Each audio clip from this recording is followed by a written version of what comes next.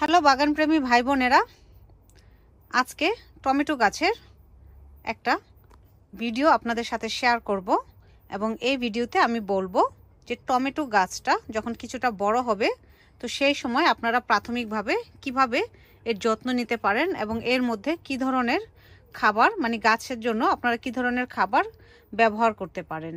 তো এখানে আমার একটা টমেটো গাছ দেখতে পাচ্ছেন।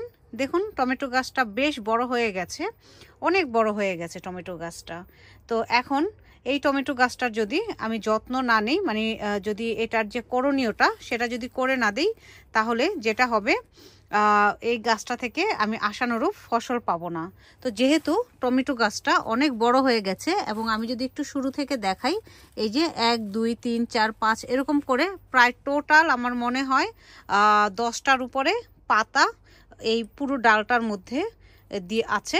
তো যখন আমরা দেখব 10 থেকে 12 পাতা হয়ে যাবে, আমাদের যেটা করতে হবে টমেটো গাছের আগাটা ভেঙে দিতে হবে। এই যে দেখুন, বেশি মায়া না বাড়িয়ে আমি এই যে টমেটো গাছের আগাটা ভেঙে দিলাম, কারণ আমি যদি এখন টমেটো গাছের আগাটা ভেঙে না দিই তাহলে এটা আস্তে আস্তে করে লম্বাই হতে থাকবে। তো আমি চাই না আমার গাছটা বেশি লম্বা হোক, তো সে কারণে আমি প্রাথমিক অবস্থায় এই আগাটা ভেঙে দিলাম। তারপর আরও যেটা করতে হবে, নিচ থেকে একটু খেয়াল করলে দেখবেন, এই যে দেখুন পাতার কিনারে কিনারে অনেক ডাল বেরিয়েছে, ডালপালা। তো এগুলো রাখা যাবে না, পাতাগুলো ছেটে ফেলতে হবে, প্লাস এই ডালপালাগুলোকেও কেটে দিতে হবে। কারণ আপনি যদি নিচের দিকে পাতা না ছেটে দেন এবং নিচের দিকে ডালগুলো যদি ভেঙে না দেন, তাহলে কি হবে জানেন তো? তাহলে আপনার গাছটা ঠিকভাবে আপনাকে ফসল দিবে না। কারণ নিচের যে ডালগুলো সেগুলো কি করবে, এই মাটি থেকে পুষ্টি গুণাগুণ নিতে থাকবে, আর হচ্ছে উপরের দিকে তেমন কোনো ফুল আসবে না, ফসলও হবে না, এবং এই ডালপালাগুলো থেকেও কিন্তু তেমন একটা ফসল পাওয়া যাবে না। তো এই যে দেখুন, আমি এখানে একটু খেয়াল করলে দেখবেন আমি এই গাছের যে ডালপালাগুলো আছে সেগুলোকে ছেটে দিচ্ছি। আমি নিচের দিকে কোনো ডালপালাই রাখবো না, একটু খেয়াল করলে দেখবেন আমি সব ডালপালা ছেটে দিচ্ছি। এই যে এখানেও পাতার কিনারে আরেকটা এই দেখুন ডাল বের হয়েছে, এটাও আমি ভেঙে দেব। তো এরকম করে আমি দেখুন প্রায় অনেকগুলো ডালপালা এবং পাতা ছেটে দিয়েছি। তো নিচ থেকে যেটা করতে হবে, বেশ কিছু ডালপালা এবং পাতা আপনাকে মায়া ত্যাগ করে এভাবে ছেটে দিতে হবে। তাহলে যেটা দেখতে পাবেন যে আপনার এই গাছে দেখবেন কত তাড়াতাড়ি ফুল চলে এসেছে। এখন গাছের জন্য কি খাবারটা দেবেন? টমেটো গাছের জন্য আপনারা যদি বাইরের দেশে থেকে থাকেন তাহলে টমেটো ফিড নামে একটা ফার্টিলাইজার কিনতে পাওয়া যায়, আপনারা সেটা ব্যবহার করতে পারেন। আর তাছাড়া আপনারা ঘরে সব সবজির খোসা একটা বালতিতে 15 দিন পচিয়ে সেই পানিটাও ইউজ করতে পারেন। তাছাড়া ঘরে আপনারা যে চাল ধুন, ডাল ধুন, সেই পানিগুলোও ব্যবহার করবেন, কারণ টমেটো গাছের জন্য কিন্তু প্রচুর পানি দরকার হয়।